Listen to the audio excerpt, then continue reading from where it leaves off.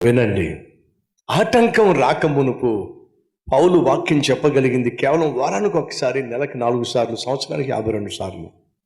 ఎప్పుడైతే ఆటంకం వచ్చిందో, కష్టం వచ్చిందో, ఆ కష్టం వచ్చింది అని చెప్పేసి పని ఆపేలా, పరిచర్య ఆపలా, ప్రసంగాలు ఆపలా, ఈ ఆటంకా నుండి బయటపడి మార్గాన్ని వెతికాడు. దేవుడు మార్గాన్ని చూపించాడు. స్కూల్లోకి వెళ్ళమన్నాడు.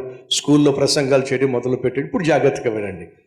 ఆటంకం రాకమునుపు వారానికి ఒక్కసారి, ఆటంకాన్ని ఎదుర్కొంటే వారానికి 7 సార్లు, 365 రోజులు ప్రసంగాలు చేశాడు. అలా అంతకుముందు ఆటంకం రాకముందు 3 నెలలే సేవ చేశాడు, 12 ప్రసంగాలు ఇచ్చాడు. ఆటంకం వచ్చిన తర్వాత సహోదరి సహోదరులు ఇంచుమించు 700 ప్రసంగాలు ఇచ్చాడు.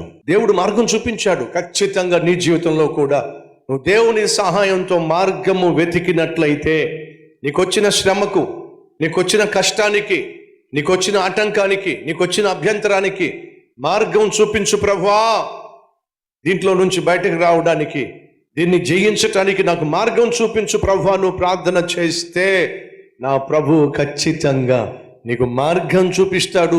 ఊహించని ఆశీర్వాదాన్ని కూడా దానిలో దాచిపెడతాడు.